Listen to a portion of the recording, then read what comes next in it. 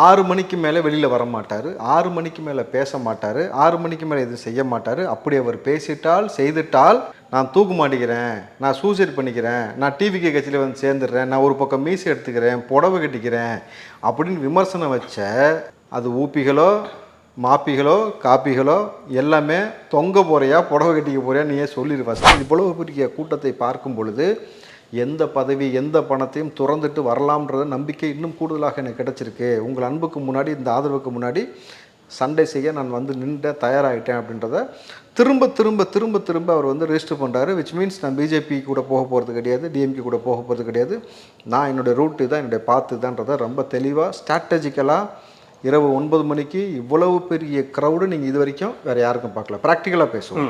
ஞாபகத்திலே இல்லை சார், நீங்கள் எடுத்து கொடுத்துக்கிட்டு சொல்லணும்ல. நீங்கள் பிக் பாஸ்ன்னு சொல்லும் போது சொல்லணும்ல, ஆமாண்டா நான் பிக் பாஸ்ரா அப்படின்னு காட்டிட்டார்ல. எங்க நீ போ பாஸ்ரான்னு சொல்ல மாட்டான், நான் சொல்லலை. நிற்கிறான் 11 மணி வரைக்கும் நிற்கிறான், கடத்தூரில் நிற்கிறான். ஆனால் நான் பாஸ் நான் சொல்லுவான். அவங்களுக்குள்ள தெரியாமல் நம்ம இன்ஃப்ளூயன்ஸ் பண்ணுறதுன்னு சொல்லுவாங்க ஒருத்தர். அதை வந்து விஜய் செஞ்சுட்டாரு. இப்போ உனக்கு தெரியாமையே உனக்குள்ளே இன்ஃப்ளூயன்ஸ் பண்ணி உன்னை வந்து இந்த ஸ்டேஜில் நிற்க வச்சு உன்னை என்னை பற்றி யோசிக்க வச்சு டிப் போட வச்சு, ஆனால் நீ என்னை பார்த்து பயப்படலன்னு சொல்கிற, ஆனால் என்னை பற்றின பதிவுகள் போட்டுக்கிட்டே. அதிகமான பதிவு எது தெரியுமா சார் வருது? சிரஞ்சீவி கட்சி ஆரம்பிச்சார் இல்லையா, அவர் கட்சி ஆரம்பிச்சு ரோட் ஷோ போனார். அவர் ரோட் ஷோ போனப்போ இந்த க்ரௌடு இதெல்லாம் எதுக்காக நாங்கள் போடுறோம்னா அதுக்காக போடுறோம் அப்படின்னு போடுறாங்க. விஜய்க்கு உணர்த்துறாங்களா இவ்வளோ க்ரௌடு வந்தாலும் ஜெயிக்க மாட்டீங்க அப்படின்ற ஒரு விஷயத்த தொடர்ந்து சொல்லிக்கிட்டே இருக்காங்க. பட் ஆனால் இம்பேக்டை கிரியேட் பண்ணுறாருல சார்.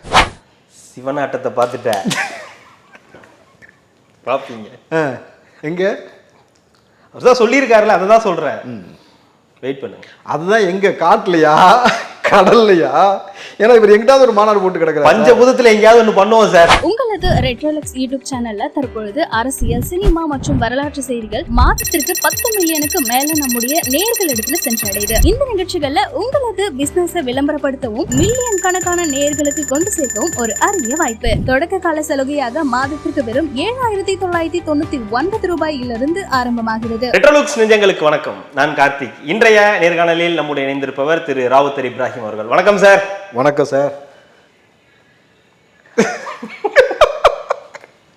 அதாவது ஒரு நியாய தர்மம் இல்லாமல் நடந்துக்கிறீங்க நீங்கள். என்ன நைட்டு 9:15 இப்போ ஷூட் ஸ்டார்ட் பண்ணி இன்டர்வியூ. எனக்கு தெரிஞ்சு யூடியூப் வரலாறுலையே யாரோ நைட்டு 9:15 உட்காந்து ஷூட் பண்ணலை. இன்னைக்கு நம்ம நியாய தர்மம் நான் பண்ணல, தலைவர் அப்படி நடந்துக்கிறாரு, தாவேக்கா தலைவர் அப்படி நடந்துக்கிறாங்க, தொண்டர்கள் அப்படி நடந்துக்கிறாங்க. நம்ம என்ன பண்ணுறது? அவர் வரத்துக்கே திருச்சியிலேருந்து அரியலூர் வரத்துக்கு பல மணி நேரங்கள் ஆகுது. நம்ம என்ன சரி இப்போ அடுத்த இன்னொரு இடத்துக்கு போவார். அப்போ எப்போ வச்சு ஷூட் 12 மணிக்கு.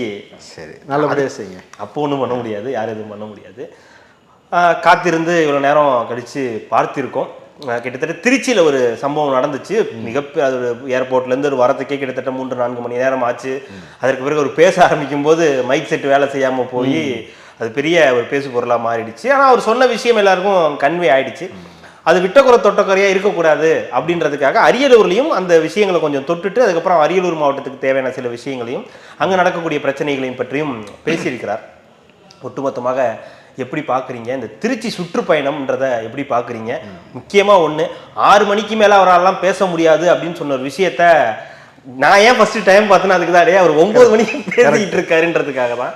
எப்படி பார்க்குறீங்க சார்? சார் இதில் ஃபஸ்ட்டு நம்ம இதுலேருந்தே போயிடுவோம். ஏன்னா விஜய் அவர்கள் 6 மணிக்கு மேலே வெளியில் வர மாட்டார், 6 மணிக்கு மேலே பேச மாட்டார், 6 மணிக்கு மேலே எதுவும் செய்ய மாட்டார். அப்படி அவர் பேசிட்டால் செய்துட்டால் நான் தூக்கு மாட்டிக்கிறேன், நான் சூசைட் பண்ணிக்கிறேன், நான் டிவிகே கட்சியில் வந்து சேர்ந்துடுறேன், நான் ஒரு பக்கம் மீசி எடுத்துக்கிறேன், புடவை கட்டிக்கிறேன் அப்படின்னு விமர்சனம் வச்ச அது ஊப்பிகளோ மாப்பிகளோ காப்பிகளோ எல்லாமே தொங்க போறியா புடவை கட்டிக்க போறியா நீயே சொல்லிடு ஃபஸ்ட்டு. ஏன்னா இப்போ நம்ம ஷூட்டு பண்ணிக்கிட்டு இருக்க டைம் 9:15. ஆமாம், விஜய் அவர்கள் பேசி முடிக்கும் பொழுது மணி 9 கேட்டுங்களா? அப்போது அந்த விமர்சனத்திற்கு ஒரு முற்றுப்புள்ளி. அவரால் வந்து இன்னும் சொல்லப்போனால் சில நபர்கள் ரொம்ப வன்மையாக சொன்னது, அவரால் குடிக்காமல் இருக்க முடியாது, கை ஓதுரும், 6 மணிக்கு மேலே அவரால் வந்து பேச முடியாது, சரியாக இருக்க மாட்டார்னு சொன்ன அத்தனை பேருக்கும் சரியான செருப்படி. இது வந்து இதை முடிச்சுட்டு இன்னொரு மாவட்டத்துக்கு இப்போ கிளம்பி போய்கிட்டு இருக்கு, பெரம்பலூர் போகணும். ஸோ நான் களத்துக்கு வந்துட்டா என்னால் வேலை செய்யணும் முடிவு எடுத்துட்டாக்கா எந்த அளவுக்கு செய்ய முடியுன்றதை பாரு. அப்போ தொடர்ச்சியாக நீங்கள் அவர் மீது வைக்கக்கூடிய அந்த பொய்யான பிம்பம்ன்றது உடைச்சிட்டாரு. ஸோ நீங்கள் ப்ராக்டிக்கலாக அதில் வந்து இனிமேட்டு வந்து மைடியர் அங்கிள்னு சொல்ல வேணாம், உங்களுக்கு தான் பாசமாக கூப்பிட்டா பிடிக்கலையேன்னு வேற சொல்லிட்டாரு. இது வந்து போகிற போக்கில் அது ஒரு ஊமகுத்து. சரிங்களா? என்ன ஊமகுத்து? காலையிலேயே தலைவன் குத்திட்டாரு. என்னன்ட்டு இந்த மாதிரி கொள்கை இல்லாத கோமாளி கூட்டம் இல்லை, நம்மெல்லாம் கொள்கை வாழ்ந்த கூட்டம் அப்படின்னு காலையிலேயே சொல்லிட்டாரு. அப்படியா? கொள்கையோட பீர் பாட்டில் வச்சு கட்சி மீட்டிங் நடத்துறது, மாநாடு மயிலாடுற மாதிரி ஆடலும் பாடலும் வச்சு நடக்கிறது, அது விடைபெற்று செல்லும் போது ஒரு கொள்கையோடு செல்வாங்கலாம், ஒரு பெரிய ஒரு லட்சிய கூட்டமாக செல்லுமா. போகும்போது தேக்ஸா தூக்கிட்டு போன கூட்டம் அது. பிரியாணி தேக்ஸா, அண்டா, அதை சமையல்காரன் சொன்னா பாருங்க சேலத்தில், இவங்க பாத்திரத்தெல்லாம் திருடிட்டு போவேன்னு தெரிஞ்சா அந்த கான்ட்ராக்டையே நான் ஒத்துருக்க மாட்டேன். இதெல்லாம் இவங்க பெரிய கொள்கை குன்றுன்ற நினைப்புல பேசுறது, புரியுதுங்களா? அந்த பழம்லாம் சொங்க விட்டுருப்பாங்கல்ல இந்த ஆர்ஜில், ஆப்பிள், ஆரஞ்சு, அதெல்லாம் ஒரு உருவு தான், சணல் மட்டும்தான் இருக்கும். அதுக்கப்புறம் அதில் அவங்களுக்கு உருவுறதுலாம் ரொம்ப சாதாரண விஷயம் தானே சார். சணல்ல இருந்து நெக்ஸ்ட் என்ன மூவான். அப்போது நீங்கள் தொடர்ச்சியாக, நான் திரும்ப ஒரு விஷயம் பதிவு பண்ணுறேன், இந்த டிவிக்கு நபர்களுக்கும் சேர்த்தே சொல்கிறேன். இங்கே பாரு, நீ என்னை டிவிக்கே நினச்சிக்கிட்டே இருக்கிற, அதை ஃபஸ்ட்டு முதல்ல மைண்ட்லேருந்து எடுத்து, நான் சரின்னா சரின்னு சொல்லுவேன், சரியில்லைனாக்கா தவறுன்னு எல்லா கட்சியும் விமர்சனம் செய்யக்கூடிய ஆள். விஜய் அவர்கள் மீது வைக்கப்படக்கூடிய இந்த 6 மணிக்கு மேலே பேச மாட்டேன் விமர்சனத்திற்கு மிகப்பெரிய செருப்படி விஜய் அவர்களே கொடுத்துருக்கிறாரு. இது முதல் கட்டம். ரெண்டாவது, திருச்சியில் ஆரம்பிக்கும் பொழுது அவர் வந்து KN நேருவையும் அன்பில் மகேஷ் தான் அடிப்பார்னு பேசின இடத்துல 6 பேர் இழுத்து போட்டு அடிச்சிருக்கிறாரு. 6 முக்கியமான அமைச்சர்களையும் சரி, எம்எல்ஏக்களையும். அது நல்லா யோசிச்சு பாருங்கள். இந்த 1000 ரூபாய் கொடுத்துட்டு நக்கல் பண்ணுறீங்கன்னு சொன்ன விஷயத்தில் பொன்முடி, இவர் துரைமுருகன் பையன் கதிரானந்த் தான் என்ன பலபலன்னு இருக்க, ஃபேனில் வெளி போட்டிருக்க, 1000 ரூபாய் வந்துருச்சா. இவர் அம்மாவுக்கு 1000, பொண்ணுக்கு 1000. இதை தாண்டி மணல் விவகாரம் வரும்போது துரைமுருகன் மறுபடியும் அதை எடுத்து பேசியிருக்கிறாரு. கிட்னி திருடு அதை பற்றி பேசியிருக்காரு, அது திமுகவுடைய எம்எல்ஏ. ஓஷின்னு சொல்லி ஏளனமாக சொல்கிறார், அது பொன்முடி. அவர் சைனா வைனவான் எல்லாத்தையும் எதை கொண்டு போய் எதை கூட பேசினான்னு தெரியும். அப்போ அது மேஜராக எடுத்து பேசிட்டாரு. இப்போ 6 பேருக்கும் ஒரு அடி. அதை தாண்டி ஸ்டாலின் அவர்களுக்கு நேரடியான அடி கேட்குதா? செல்வி ஜெயலலிதா அவர்கள் மக்களை பேச சொல்லி எப்படி சொன்னார்களோ அதே போல் வந்து மக்களையே வந்து பேச சொல்லி மதுரை மாநாட்டிலே பேச வச்சிட்டாரு. இப்போ மறுபடியும் ஒவ்வொரு இடத்துலையும் பேச வைக்கிறார். இது பெரிய இம்பேக்ட். இதில் என்ன ஒரு நடைமுறை சிக்கல் திமுக இருக்குனாக்கா, நம்ம காசு கொடுத்து கூப்பிட்டு வந்தால் கூட 5 மணி 6 மணிக்கு மேலே நிற்க மாட்டானே, இவன் என்னடா இவ்வளோ பெரிய கூட்டம், பைத்தியக்கார கூட்டம் மாதிரி நின்றுக்கிட்டு இருக்காங்க, தளபதின்ட்டு 9 மணி வரைக்கும் நிற்கிறான். இப்போ போய் சேர்றதுக்கு அங்கே அடுத்த மாவட்டம் போகிறதுக்கு வந்து 10 ஆகுதோ 11 ஆகுதோ, அவங்களுக்கு கம்ஃபர்டபுள் தான் அது. ஏன்னா எல்லாம் சாப்பிட்டு கிப்ட்டு பொறுமையாக வந்து, ஏன்னா இவர் வரத்துக்கு லேட் ஆகும், அவங்களும் அவங்களோட வேலைகள் எல்லாம் முடிச்சுட்டு வந்து நிற்பாங்க. அப்போ ஒரு விஷயம் புரிஞ்சுக்கணும்ல, 10 ஆனாலும் 9 ஆனாலும் 12 ஆனாலும் நிற்கிறாங்கன்றதானே இங்கே பிரச்சனையே திமுகவுக்கு. என்னடா இப்படி வந்து நின்றுட்டு இருக்கானுங்கன்ட்டு. அப்போது இது ரொம்ப தெரிகிறதா சாட்டர்டேடைய பவர் என்னன்னு? எதோடைய பவர்? சாட்டர்டே பவர்ன்றதை விட அவர் ஏற்படுத்தின அந்த சினிமாவில் அவர் உழைச்ச உழைப்பு, அந்த ஒரு அவரை பார்க்கணுன்னு இருக்கக்கூடிய அட்டென்ஷனும் ப்ளஸ் ஆட்சி மேலே இருக்கக்கூடிய அதிருப்தி ரெண்டுமே சேர்ந்து ஒரு விஷயம். அதில் குறிப்பாக சாட்டர்டே நீங்கள் சொன்ன மாதிரி இது பிக் பாஸ் நிகழ்ச்சி மாதிரின்னு சொல்லி விமர்சனம் பண்ணக்கூடிய உண்மைதான் சார். ஏன்னா அடுத்த நாள் ஞாயிற்றுக்கிழமை அவங்களுக்கு வந்து விடுமுறை, ரெண்டாவது சாட்டர்டே அப்படின்னும் போது அது கிட்டத்தட்ட ஒரு அரை விடுமுறை மாதிரி தான் எல்லாருக்குமே. அதனால அது உங்களுக்கு பிரச்சனை இல்லை. அந்த ஸ்ட்ராட்டஜி இப்போ ஒர்க் அவுட் ஆகிருக்கிறது தெரியுது. நீங்கள் பிக் பாஸ்னு விமர்சனம் செஞ்சாலும் நீங்கள் இதுக்கு கரெக்டான ஸ்ட்ராட்டஜி, பிக் பாஸாக இருந்தாலும் சரி, வீக்கெண்ட் தலைவர்னு நீங்கள் சொன்னீங்கனாலும் சரி, எந்த சொன்னீங்கனாலும் அவங்களோட இதுதான் விஷயன்றது இதுதான் புரிஞ்சிருக்கு. No, he is proved that he is a big boss. நான் தான் இப்போ களத்தில் வந்துட்டு நான் தான் பெரிய பாஸ்ன்றதை கிளியராக ப்ரூவ் பண்ணிட்டேன். நீங்கள் வேறு பேசும் பொருள் இல்லை இல்லையா? பேசும் பொருள் இல்லைன்றதை தாண்டி எங்கே நீ பார்ப்பான் விமர்சனம் பண்ணி பிக் பாஸ்னு ஒரு ஆள் அண்ணனை போக சொல்லுங்கள். நைட்டு அண்ணன் நைட்டு போவார்ன்றது அடுத்த ஒரு கேள்வி இருக்குது. புரியுதுங்களா? புலி வருது அணில் வருதுன்னு கதை சொல்ல வேண்டியது சரி, அது ஒன்று. அப்போது திமுகவுக்கு ரொம்ப பெரிய நடுக்கத்தை. ஏன்னா இம்முறை விஜய் அவர்கள் உடைக்கக்கூடிய ஓட்டு கோர் ஓட்டு டிஎம்கே ஓட்டு தான். அதனால் வந்து அவங்களுக்கு ரொம்ப பெரிய கலக்கம் ஏற்படும். இப்போது உதயநிதி அவர்கள் நேரடியாக அதை அட்ரஸ் பண்ணி பேசுவியா? It's a big question. ஏன்னா காலையில் நீங்கள் சொன்னீங்க ஸ்டாலின் அவர்கள் அடிச்சிட்டாருன்னு, உங்களை வெளிப்படையாக குத்தாமல் வெளிப்படையாக குத்துறாரு விஜய். ஏன் நீங்கள் வந்து விஜய் தான் சொல்லி வெளிப்படையாக பேச மாட்டேன்றீங்க? இல்லை, இதில் இன்னொரு முக்கியமான விஷயம், அவர் திமுகவை தான் பேசுகிறாரு, பாஜகவை பேசுறது இல்லை, சில விஷயங்களை அட்ரஸ் பண்ணவே இல்லைன்னு சொன்னாங்க. அதில் மிக முக்கியமானது ராகுல் காந்தி அவர் நடத்தக்கூடிய அந்த ஓட்டு சோரி விஷயம், அதை ஒரு கையில் எடுத்து பேசுறாரு. பீகார் மேட்டர் 65 லட்சம் பேர் அதையும் கையில் எடுத்து பேசுறாரு. SIR அதையும் வந்து சொல்றாரு. பாஜக பண்றது துரோகம், நீங்க பண்றது நம்பிக்கை துரோகம் அப்படின்றதையும் வெளிப்படையாக. அப்போ பாஜகவையும் ஃபர்ஸ்ட் அடிக்கிறதே பாஜக. இப்போ அடித்தது 2வது முறை எடுத்து பேசும்பொழுது நைட்டு 9 மணிக்கு அடித்தது ஃபஸ்ட்டு பிஜேபி அடிச்சுட்டு தான் திமுகவுக்கு வராரு. அவனை யார் பாலிசாக அடிக்கிற மாதிரி ஃபஸ்ட்டு அங்கே போச்சுனாங்க, இங்கே சரியான அடி, அதுக்கப்புறம் நீ பாய்சன் டாப்பில் அப்போ 2 பேரும் சேர்ந்து என்ன மாதிரியான விஷயத்தை கையாளுகிறீர்கள், உங்களை கேள்வி கேட்கக்கூடிய இடத்துல நான் வரேன். இது இவ்வளவு பெரிய கூட்டத்தை பார்க்கும் பொழுது எந்த பதவி எந்த பணத்தையும் துறந்துட்டு வரலாம்ன்ற நம்பிக்கை இன்னும் கூடுதலாக எனக்கு கிடைச்சிருக்கு. உங்கள் அன்புக்கு முன்னாடி, இந்த ஆதரவுக்கு முன்னாடி சண்டை செய்ய நான் வந்து நின்று தயாராகிட்டேன் அப்படின்றத திரும்ப திரும்ப திரும்ப திரும்ப அவர் வந்து ரெஜிஸ்டர் பண்ணுறாரு. விச் மீன்ஸ் நான் பிஜேபி கூட போக போகிறது கிடையாது, டிஎம்கே கூட போக போகிறது கிடையாது, நான் என்னுடைய ரூட்டு தான், என்னுடைய பாத்து தான்றதை ரொம்ப தெளிவாக ஸ்ட்ராட்டஜிக்கலாக இரவு 9 மணிக்கு இவ்வளவு பெரிய க்ரௌடு நீங்கள் இது வரைக்கும் வேறு யாருக்கும் பார்க்கல. ப்ராக்டிக்கலாக பேசுவோம், நம்ம வந்து யாருக்கும் முட்டு கொடுத்துலாம் பேச வேண்டாம். பார்த்துருக்கோம், ஆனால் இந்த க்ரௌடு பார்த்ததில்லை. 9 மணிக்கு தன்னிச்சையாக வந்து நின்று ஒரு தலைவரை இல்லாமல் அவங்க பாட்டு வந்து நிற்கிறாங்க அப்படின்றது, நிற்கக்கூடிய ஒரு க்ரௌடுன்றது உண்மையாலுமே அது விஜய் அவர்களுக்கு கிடச்சிருக்கு ஒரு ப்ளஸ்ஸு. இதை வந்து ஓட்டை அவர் கன்சால்டேட் பண்ணக்கூடிய வேலையை கரெக்டாக செய்யணும். செஞ்சார்னா தான் அது பெரிய சக்ஸஸ். அப்படி இல்லாமல் போச்சுன்னா அது ஒரு ட்ராபேக் ஆகும். எங்கே ட்ராபேக் ஆகும்? இப்போ மக்கள் உங்கள்கிட்ட வந்து நின்றுட்டாங்க, ப்ளஸ்ஸு. நைட்டு 10 மணி 12 மணிக்கு போனாலும் நிற்கிறாங்க, ப்ளஸ்ஸு. இப்போ நீங்கள் ஒரு எலெக்ஷன் மேனிஃபெஸ்டோ ஒன்று கிரியேட் பண்ணி சொல்ல போகிறீங்கன்றதையும் இப்போ பேசிட்டீங்க. தேர்தல் வாக்குறுதியில் நம்ம கொண்டு வர போகிறோம், சாத்தியக்குறிவு இருக்குன்றது. இப்போ உங்கள் எலெக்ஷன் மேனிஃபெஸ்டோ எந்த அளவுக்கு ஸ்ட்ராங்காக இருக்கணும் அப்படின்னாக்கா, திமுக மாதந்தோறும் மின்கட்டணத்தை கொண்டு வருவதை இப்போ அமல்படுத்த போகிறாங்கன்றதை அவங்க கொண்டு வந்துட்டாங்க. ஸோ அதை செய்யும் பொழுது குடும்பத் தலைவர்கள்லேருந்து பெண்கள்லேருந்து எல்லாருக்கும் வந்து அப்படியே அப்பா நம்ம தலைவருக்கு பாரம் குறைஞ்சிச்சு. ஏன்னா எந்த கட்சிக்காரனாக இருந்தாலும் கட்சி தலைமை கரண்ட் பில்லை கட்ட போகிறதில்ல, அவன் தான் கட்டி ஆகணும். அப்போது திமுக மேலே இருக்கிற அதிருப்தி டக்குன்னு அங்கிட்ட கொஞ்சம் மாறுது. 1000 ரூபான்றது 2000 ரூபாய் கொடுக்க போகிறதாக அறிவிக்க போகிறாங்கன்னு சொல்கிறாங்க.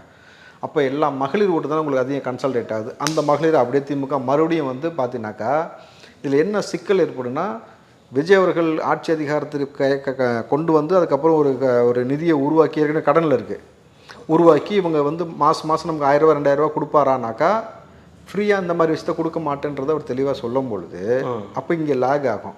அப்போ பேரண்ட்ஸை வந்து கன்வின்ஸ் பண்ணியிருக்கான் பாருங்கள் டிவிக்கே, அவனை மறுபடியும் பேரண்ட்ஸை கன்வின்ஸ் பண்ணுவான். ஏய் மாதம் ஆனால் 2000 ரூபா உங்கள் ஒப்பையும் கூட கொடுக்க மாட்றான், குடியார பேராக இருந்துக்கிட்டு இருக்கான். இந்த குடும்பம் நிறையா இருக்குல்ல, 2000 ரூபா எனக்கு வருமா? அந்த குழந்தைங்க காலேஜ் படிக்குதுன்னா அதுங்களுக்கு ஒரு 1000 ரூபாய் வருது. அதையும் ஏற்றுனாக்கா அப்படியே மறுபடியும் அந்த பக்கம் போகுது. இந்த பக்கம் எடப்பாடி வாங்க, தாலிக்கு தங்கம் திட்டம் கொடுக்க போகிறோன்ட்டார். சென்டிமெண்ட்டான அந்த விஷயத்தில் கை வைக்கிறாரு. அதே போல் வந்து இவர்களும் 1500 ரூபாய் இப்போ வந்து கொடுக்க போகிறதுக்காக அவர் வந்து லேப்டாப் கொடுக்குறேன், அம்மா உணவகம் மறுபடியும் வந்துடுது, அம்மா உணவகம் வருது, பசி இல்லாத தமிழகமாக மாற்றக்கூடிய வேலையை செய்ய போகிறேன்றாரு. குறிப்பாக விவசாயத்திற்கு மிக முக்கியமான முக்கியத்துவம் கொடுக்க போகிறேன்றாரு. இவரும் 1500 ரூபாய் கொடுக்க போகிறாரு. எப்படின்னு சாத்தியப்படும் பொழுது கர்நாடகாவில் 2000 ரூபாய் ஏற்கனவே கொடுக்குறாங்க, நம்மளும் கொடுக்க போகிறோம். பட் கூடுதலாக ஃபண்டு ஃப்ளோ பெருசாக வந்து கடன் வாங்கியிருக்குன்னு சொல்லும் பொழுது நாங்கள் பிஜேபியோட டைஅப்பில் இருக்கிறதுனால தமிழ்நாடு நலன் சார்ந்து பிஜேபி பெரிய தொகையை எங்களுக்கு கொடுக்கக்கூடிய விஷயத்தை பேசிட்டோம். அப்போ ஃபண்டு நமக்கு பிரச்சனை இருக்காது. இப்போ நம்ம அதிமுக தேவைப்பட்டால் 1500 2000 கூட மாற்றலாம். இவங்க 2000 வந்தால் நம்மளும் 2000 கூட சொல்லலாம். அப்போ அவங்க 2000 கொண்டு போய் 2 கட்சியும் இது வரைக்கும் செய்ததையே மீண்டும் சொல்லி மீண்டும் எக்ஸ்ட்ரா செய்யும் பொழுது கூடுதலாக அந்த ஓட்டெல்லாம் பிரிஞ்சு இங்கே வரலான்றது மறுபடியும் அப்படியே அந்த பக்கம் போகிறதுக்கான வாய்ப்பு ஏற்படுது. அப்போது உங்களுக்கு புதுசாக ஒரு எலெக்ஷன் மேனிஃபெஸ்டோ கொண்டு வரணும், கூட்டணியை ரொம்ப ஸ்ட்ராங் பண்ணி நீங்கள் உங்களை தலைமை ஏற்றுக்கொண்டு வருவதன் போது திமுகவோ அந்த வேலையை செய்ய போகுதுன்னும் பொழுது அப்போ கூட இருக்கக்கூடிய சில கட்சிகளை ஆர்கனைஸ் பண்ணக்கூடிய வேலையை இன்றைக்கு வந்து அண்ணாமலையும் செய்கிறாருன்னு சொல்கிறாங்க. அதில் பார்த்தீங்கன்னாக்கா நீங்கள் டிடிவி, ஓபிஎஸ், நம்ம செங்கோட்டையன், சசிகலா அம்மா, அதுக்கப்புறம் பாரிவேந்தர், இன்னொருத்தர் நீ காலைல கூட சொல்லிட்டு இருந்தார் பார்த்தீங்கன்னா அதிகார பகிர்வு கிருஷ்ணசாமி, இவங்கள மாதிரி ஆட்கள் எல்லாத்தையும் ஆர்கனைஸ் பண்ணி கொண்டு வந்து ஒரு நம்பர் கிரியேட் பண்ண முடியும். இது வந்து பர்சன்டேஜாகவும் கன்வெர்ட் ஆகும், எம்எல்ஏவும் கன்வெர்ட் ஆகும். அதிகாரத்துக்கு போகணுன்னாக்கா சிஎம் ஆனால் தான் நீங்கள் இதெல்லாம் செய்ய முடியும், கொடுக்குற எலெக்ஷன் மேனிஃபெஸ்டோவை இம்ப்ளிமெண்ட் பண்ணுறதுக்கு. அப்போ அதுக்கு இந்த திமுக அதிமுக எடுத்துக்கொள்ளக்கூடிய இந்த அழகான ஸ்ட்ராட்டஜியை நீங்கள் அதை ஓவர்டேக் பண்ணுற மாதிரி ஒன்று கொண்டு வரணும். இதை தாண்டி ப்ராக்டிக்கல் டிஃபிகல்ட்டிஸாக இருக்கிறத நம்ம ப்ராக்டிக்கலாகவே பேசி தான் ஆகணும். லாஸ்ட் மினிட்ல காசு கொடுப்பாங்க. நம்ம மக்கள் வாங்கி பழகிட்டு போன எலெக்ஷன் அப்போல்லாம் காசு கொடுக்காட்டினா அவனுக்கு ஓட்டு போட்டுவேன்னு சொல்லி பெண்கள் நிறைய பிரச்சனை பண்ண காணொலியில் நம்ம பார்த்தோம். அப்போது ஆப்வியஸ்லி காசு கொடுப்பாங்க சார். கொடுக்காமல் நம்ம நேர்மையான தேர்தல் இங்கே நடக்க போவது கிடையாதுன்னு நமக்கு தெரியும். அதை வெளிப்படையாக பேசி தான் ஆகணும். அப்போ திமுக ஒரு பக்கம் ஒரு அமௌண்ட்டையும் அதிமுக ஒரு பக்கம் ஒரு அமௌண்ட்டையும் எலெக்ஷனுக்காக கொடுக்கும் பொழுது அதை கொடுக்குற அளவுக்கு முதல்ல உங்களுக்கு கட்சி நிதி இருக்கா? விஜய் என்ற ஒற்றை முகம் தான் இங்கே இருக்குது, அதை தாண்டி பெரிய பணம்பலம் சூழ்ந்த யாரும் கிடையாது. அப்போது ஒருவேளை அலையன்ஸ்க்காக வரக்கூடிய நபர்கள், அதிகார பகிர்வுக்கு வரக்கூடிய நகர்கள் உங்களுக்கு வந்து பணத்தை பகிர்வார்களா? அந்த பணத்தை நீங்கள் கொண்டு போய் வந்து பகிர முடியுமா? பகிர்ந்தீங்கன்னா டிவிக்கே மாட்டுன்னு சொல்லிட்டு காசு கொடுக்குறேன்னு சிக்கல் வரும். அப்போ காசு நீங்கள் கொடுக்கவே முடியாதுன்றதான் யதார்த்தம். அப்போது அந்த காசையும் கொடுத்து இந்த மாதிரி புதுசான விஷயத்தையும் அவங்க வந்து ஏற்கனவே தலைக்கு 2000 ரூபாய் மகளிருக்கு எக்ஸ்ட்ரா அதே மாதிரி அந்த பேருந்து இலவச பேருந்து தொடரும்ன்றது இவரே சொல்லிட்டாருன்னு வச்சுங்களேன். அவங்க கொண்டு வந்த ஸ்கீம் நல்ல ஸ்கீம், இலவச பேருந்து தொடரும் அதிமுக சொல்லுது. கூடுதலாக அந்த மகளிருக்கெல்லாம் ஸ்கூட்டி கொடுத்தாங்கல்ல, அது வந்து நாங்கள் திருப்பி ஆரம்பிக்க போகிறோம், லேப்டாப் கொடுக்குறோம், எல்லாத்தையும் கொண்டு வராங்கன்னும் பொழுது இது எப்படி பேலன்ஸ் பண்ணுவீங்க? அதுதான் பெரிய டிஃபிகல்ட்டியாக இருக்கும். ப்ராக்டிக்கல் டிஃபிகல்ட்டிஸ் இதுதான். நம்ம வெளிப்படையாக பேசணும். இப்போ விஜய் 9 மணிக்கு மேலே பேசினதை நம்ம எப்படி ஆதரிச்சோமோ அதே போல் இதையும் நீங்கள் புரிஞ்சுக்கணும். இது வந்து களத்தில் இருக்கக்கூடிய பிரச்சனைகள், அவருக்கு இருக்கக்கூடிய பிரச்சனைகள், யதார்த்த பிரச்சனைகள். இதை ஹேண்டில் பண்ணி இவர் ஓவர் கம் பண்ணி சிஎம் வரணும்னா இன்னும் எவ்வளோ பெரிய விஷயத்தை இம்ப்ளிமெண்ட் பண்ண வேண்டியது இருக்குன்னு ஒர்க் அவுட் பண்ணால் தான் சக்ஸஸ். அப்படி ஒர்க் அவுட் பண்ணலைனாக்கா நீங்கள் எதிர்கட்சியா இல்லையா அப்படின்றது ஆளுங்கட்சியிலேருந்து எதிர்கட்சியாக மாறும். அப்புறம் எதிர்கட்சியாக இல்லையா, ஒருவேளை திமுக அதிமுக வந்துருமான்ற இந்த ப்ராக்டிக்கல் டிஃபிகல்ட்டிஸை ஹேண்டில் பண்ணுறதுக்கான வேலையை டிவிகே செய்யணும். செஞ்சால் தான் சக்ஸஸ். ஓகே. இதில் இன்னொரு மிக முக்கியமான விஷயம், இந்த க்ரௌடை நம்ம பார்த்தோம். அது திருச்சியில் ஆரம்பித்து இப்போ அரியலூர் வரைக்கும் இவ்வளோ க்ரௌடு இவ்வளோ நேரம் நிற்கிறாங்க. இது ஆளுங்கட்சிக்கும் சரி எதிர்கட்சிக்கும் சரி என்ன மாதிரி ஒரு மனநிலை இருக்கும்? என்ன இவ்வளோ க்ரௌடு அப்படின்றத இவங்க எப்படி பார்ப்பாங்க? எப்படி பார்ப்பாங்கன்னா, நம்ம காசு கொடுத்து கூட கூட்ட முடியாத ஒரு கூட்டம் தன்னிச்சையாக வந்து நிற்கக்கூடிய இந்த கூட்டத்தை ஈஸியாக அறுவடை செய்யக்கூடிய வேலையை விஜய் செய்து விடுவதற்கு விடக்கூடாது. அதை எடுப்பாங்க. அதுக்கு தான் நம்ம இப்போ சொன்ன பாருங்கள், எலெக்ஷன் மேனிஃபெஸ்டோவில் 2 பேரும் எப்படி இம்ப்ளிமெண்ட் பண்ண போகிறாங்கன்னு. அதை பண்ணும் பொழுதே உங்களுக்கு கோராக இதாகிடும். இல்லை, இன்னொரு மிக முக்கியமான விஷயம், இது நாள் வரைக்கும் விஜய் வந்து நேரடியாக டார்கெட் பண்ணவே இல்லை திமுக. அதிமுக கூட ஏதாவது ஒன்று சொன்னால் அவங்களுக்கு எதிர்கருத்து வைக்கிறாங்க. ஆனால் இன்னைக்கு முதலமைச்சரே காலையில் ஒரு கொள்கை இல்லாத கூட்டம் அப்படின்னு சொல்லி அவர் பேர் அவர் எப்பவுமே பேர் நான் சொல்லவே இல்லை அப்படின்லாம் கூட சொல்லுவாங்க. சொல்லாமலே விஜயை வந்து இப்படி இப்போ டார்கெட் பண்ணியிருக்காங்கன்னா அப்போ அவர் ஒரு குடைச்சல் கொடுத்துருக்காருன்னு நம்ம எடுத்துக்கலாமா? குடைச்சல் இல்லாமல் இந்த டார்கெட்லாம் வரவே வராது சார். இதில் கூடுதலாக உதயநிதி இதை டைரெக்டாக அட்ரஸ் பண்ணி பேசுவாரா? ஏன்னா நீங்கள் எடப்பாடி அட்ரஸ் பண்ணி பேசிட்டீங்க, இப்போ விஜய் வந்துட்டார், பேசுவியா? இல்லை நான் பார்க்கல, இல்லை சினிமா செய்தியெல்லாம் நான் பார்க்க மாட்டேன் அப்படின்னு நீ நக்கலாக பதில் சொன்னீங்கன்னாக்கா, இதுக்கு மேலேயும் சினிமா செய்திகள்னு ஒரு சொன்னாருன்னா அது செம்ம செட்பேக் ஆகும் உதயநிதிக்கு. இது வந்து ஏன்னா களம் எப்படி இருக்குது, எவ்வளோ க்ரௌடு நிற்கிது, எத்தனை மணி வரைக்கும் நிற்கிது, 9 மணிக்கு வரைக்கும் விஜய் பேசிகிட்டு இருக்கிறாரு. இது முடிச்சுட்டு அடுத்த வேறு சுற்றுப்பயணம் போய் தொடருது. அது 10 மணி ஆகுமா 11 மணி ஆகும் சொல்ல முடியாத பொழுது உதயநிதி அட்ரஸ் பண்ணி பேசி ஆக வேண்டியது இருக்கும். ஏன்னா திரும்ப முதல்ல முந்திட்டு வந்து வாழ்த்து சொல்லிட்டாரு, என்ன வேணால் நடக்கலாம் அப்படின்ற மாதிரி. அவர் வந்து காலையிலேயே விஜய் அவர்களுக்கு வாழ்த்துக்கள், களத்தில் வந்துட்டீங்க, ரொம்ப மகிழ்ச்சி, ஆனால் திமுக கூட்டணி ஜெயிக்க முடியாது அப்படின்ற ஒரு வார்த்தை. அதாவது அண்ணன் வழக்கம் போல தான் இப்படி ஒன்று அப்படி ஒன்று செஞ்சு விட்டு போயிட்டாரு. திருமணம் தான், வேற யார் அண்ணன் ஒன்று அங்கே போயிட்டீங்களா? அண்ணன்னாலே ஒருத்தர் தான், நீங்கள் மாற்றாதீங்க. யார் சொன்னா? அவர் தான், அவரே அண்ணன் தான் அவர் திரும்ப சொல்லுவார். நம்மளும் அண்ணனே சொல்லிட்டு போயிடுவான். அவரோட அண்ணனா? நமக்கு அண்ணனா இருக்கிறதுக்கு சரி விடுங்க. இந்த விஷயத்தில் நமக்கு வாய்க்கிற அண்ணன்கள்லாம் சாதாரண அண்ணன் கிடையாது சார். உங்களால் வந்து சர்வதேச அண்ணன்கள். போதி தர்மருக்கு பிறகு நீங்கள் வந்து மண்ணோடு மலையோடு மரத்தோடு நீரோடு உறவோடு பேசக்கூடிய ஆற்றல் பெற்ற ஒரு நபர் இருக்கணும்ல. விஷம் கலந்துட்டாங்க, போதி தர்மர் தான் விஷம் கலந்துட்டாங்க. அப்படி கிடையாது சார், நீங்கள் இப்படி புரிஞ்சுக்கணும். 9 கிரகத்தில் உச்சம் பெற்ற ஒருவன் அது வேற ஒருத்தர்.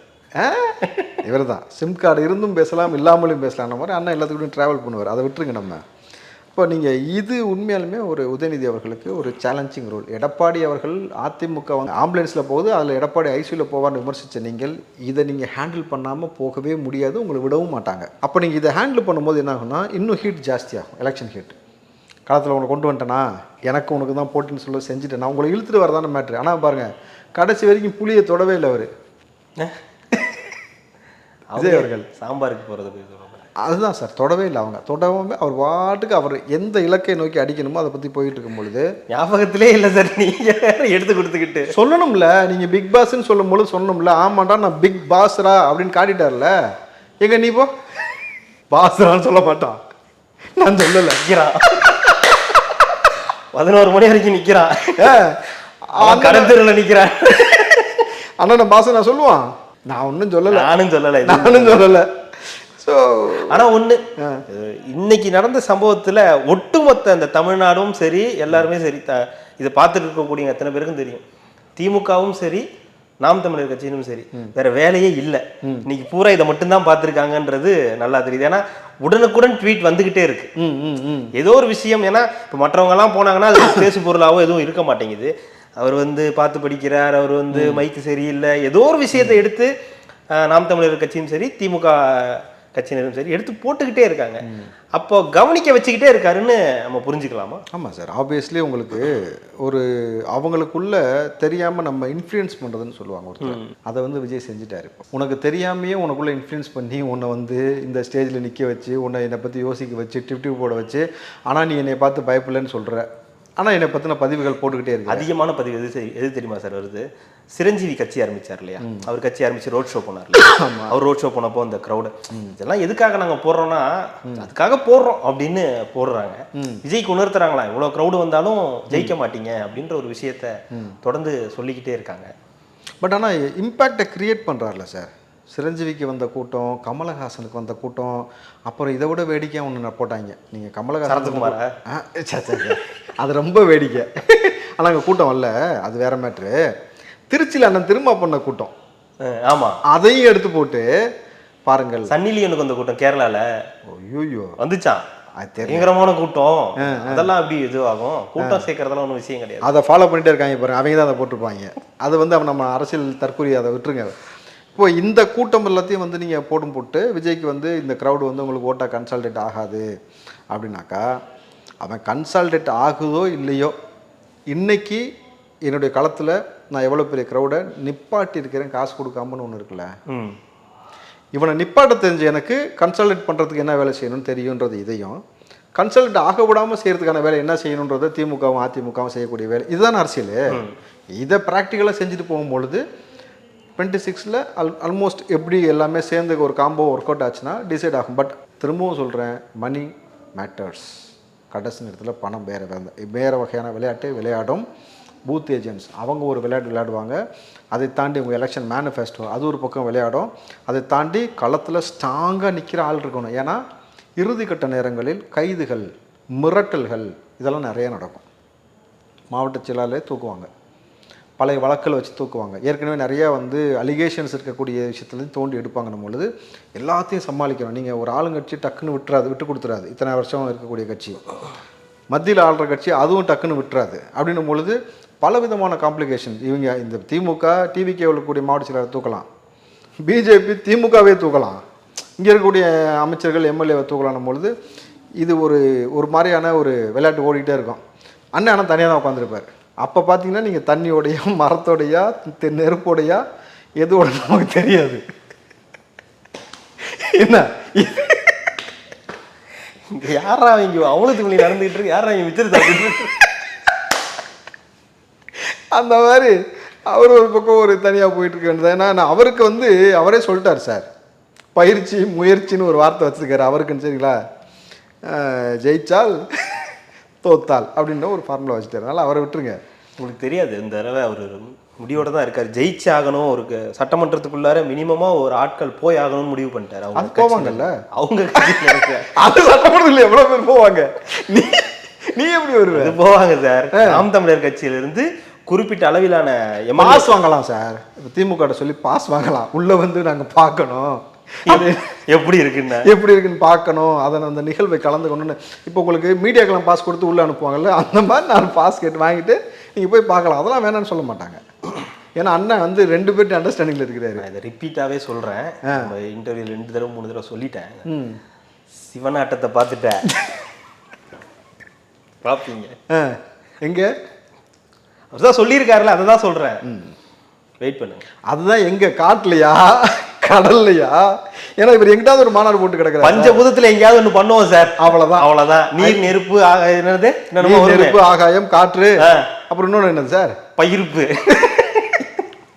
எதையோ உள்ள ஒரு பாட்டு செஞ்சுக்கிட்டு இருக்கிட்டா. ஆனால் அப்போ வந்து களம் எனக்கு தெரிஞ்சு மும்முனை போட்டிக்கான வாய்ப்புகள் தான் அதிகம். 4 முனை போட்டியாக மாறுவதற்கு வாய்ப்பு இல்லை. அண்ணன் உண்மையாலுமே சட்டமன்றத்துக்குள்ளே போகணும்னு ஆசைப்பட்டார்னா கூட்டணி போனால் திடீர்னு அது வந்து அவரை எதிர்பார்க்காத ஒரு சேஞ்சஸ் நடக்கும். அது நான் இல்லைன்னு மறுக்க மாட்டேன். சீமான் அவர்கள் ஏதாவது ஒரு அலையன்ஸ்குள்ளே போய் சேர்றான்னு வச்சுங்களேன், எதர் டிஎம்கே ஆர் ஏடிஎம்கே, திடீர்னு தம்பி கூடயே பேசி கூட காம்ப்ரமைஸ் ஆனாலும் சொல்ல முடியாது. அரசியல் எதுவும் நடக்கும்ன்றதானே சொல்ல முடியாது. ஒரு ஆப்ஷனுக்கு வச்சுப்போமே, முடியாதா? 75 வருஷ கட்சி, 53 வருஷ கட்சி கூப்பிட்டே போல, 1.5 வருஷத்துல 1000 கோடி கொடுக்குறேன்னு சொல்லப்பயே போல, துணை முதலமைச்சர் கொடுக்குறேன்னு சொன்னப்பவே போகல. நான் கையெழுத்து போட்ட உடனே கனடாவில் பாஸ்போர்ட் கொடுக்குறான், அவ்வளோ இன்ஃப்ளூயன்ஸ் இருந்தே போகலை. நான் வந்து 1.5 வருஷம் கட்சி ஆரம்பிச்சுட்டு நீ கூப்பிடுவ, நான் வந்துருவேனா? அப்போ வச்சிருந்து தானா? நான் என்ன கேட்குறேன், உண்மையாலுமே உங்களுக்கு வெற்றி வாய்ப்பை சுவைக்கணும்னு ஆசை இருக்குது, சட்டமன்றத்துக்குள்ளே போகணும்னு ஆசைப்பட்டீங்கன்னாக்கா கூட்டணிக்குள்ளே போனான்னு வச்சுங்களேன், அது விளையாட்டே சொல்ல. அண்ணன்ட்ட கூட்டணி போங்க. இல்லை நீங்கள் அது விட்டுருங்க, அப்படி நீங்கள் விளையாட்ட ஆரம்பிக்கிறீங்க. நான் விளையாட்டாக சொல்ல, சீரியஸாக சொல்கிறேன். உங்களுக்கு உண்மையாலுமே எம்எல்ஏ நம்பர்ஸாக கன்வெர்ட் ஆகுனாக்கா அலையன்ஸ்குள்ளே போயிட்டீங்கன்னா, சில விஷயங்கள் முரண் இருக்கிறத விட்டுட்டு போயிட்டீங்கன்னாக்கா அது ஒர்க் அவுட் ஆகும். நாம் தமிழருக்கு ஒர்க் அவுட் ஆகி அண்ணன் வந்து எம்எல்ஏ வரதுக்கான வாய்ப்பு இருக்குது. சத்தியம் பண்ணிட்டேனே, நான் ஏன் போகணும்? என்ன சார்? நான் தான் சத்தியம் பண்ணிட்டேனே, செத்தாலும் நான் போக மாட்டேன், கூட்டணி வைக்க மாட்டேன்னு சொல்லிட்டாரு, கூட்டணியில் போக மாட்டேன் சார். அது புரிதல் இல்லாமல் பண்ண சத்தியம் சார். எப்படி பெரியாரை பற்றி பேசணுமோ இப்போ புரிதல் வந்து பேசுகிறோமோ அந்த மாதிரி அதெல்லாம் அரசியலில் வந்து எடுபடாதுன்னு வச்சுங்களேன். போயிட்டீங்கன்னா அது வேறு மாதிரி மாறிடும். எப்படி தெரியுமா, அண்ணன் பண்ண சத்தியத்தெல்லாம் பேச மாட்டாங்க. சீரியஸாக என்னன்னாக்கா, ஓகே ஒரு அலைன்ஸ் ஃபார்ம் ஆகுது, ஸோ நம்பரை கன்வெர்ட் ஆகணும் பொழுது அப்போ நாம் தமிழருக்கு உள்ளபடி வேல்யூ கூடும். அப்போ பார்த்தீங்கன்னாக்கா திடீர்னு அங்கே இருக்கக்கூடிய நபர்கள்லாம் வந்து சரியா புரியுது சார். நீங்கள் முயற்சி எடுக்கிறீங்க, நான் முயற்சி எடுக்கல. இல்ல சார், இறுதியா ஒரு முயற்சி எடுத்தா உள்ள போக வாய்ப்பு இருக்குன்னு சொல்றேன். அண்ணனுக்காக ஒரு முயற்சி எடுக்கிறீங்க, அண்ணனுக்கு ஒரு இது சொல்றீங்க, அண்ணன் பாருங்க அண்ணன் இருக்கு இப்படி இருக்குண்ணே அப்படின்னு சொல்றீங்க. ஆனா அவர் என்ன சொல்ல, நான் சொல்லிடுறேன், அதையும் நானே சொல்லிடுறேன். ஏய் நான் ஏன்டா கூட்டணிக்கு போகும், நான் கூட்டணிக்கு போறதா இருந்தா நான் எப்பயோ போயிருப்பேன்றதை அண்ணன் மறுபடியும் திரும்பி பேசுவார். நான் செத்து உரமானாலும் ஆவேனே தவிர அதை அவரே பேசிருக்காங்க. நான் இந்த மாதிரி வரமாகி இந்த பக்கம் போக மாட்டேன். அதனாலதான் நீங்க எல்லாரும் பேசுறது வேஸ்ட். இல்லை சார், இந்த வாழை மரம் எவ்வளவோ வாழை மரம் இருக்குது, அது ஒவ்வொரு முறையும் அறுவடைப்பட்டு போயிட்டுருக்கு. அதில் ஒரு மட்டையாவது எடுத்து அண்ணங்கையில் கொடுத்து சட்டமன்றத்துக்குள்ளே போங்க நீங்கள் ஆசைப்பட்ட மாதிரின்னு சொல்லலாம். நானும் எவ்வளவோ சொல்கிறேன். எடுத்துக்கிட்டிங்கன்னா நல்லது, எடுத்துக்க மாட்டேன்னீங்கன்னாக்கா வழக்கம் போல் உங்கள் இஷ்டத்துக்கு இல்லைங்க, அவ்வளோதான். கண்டிப்பாக சார், என்ன நடக்குதுன்றதை தொடர்ந்து பேசலாம். மிக்க மகிழ்ச்சி. நன்றி. நன்றி சார்.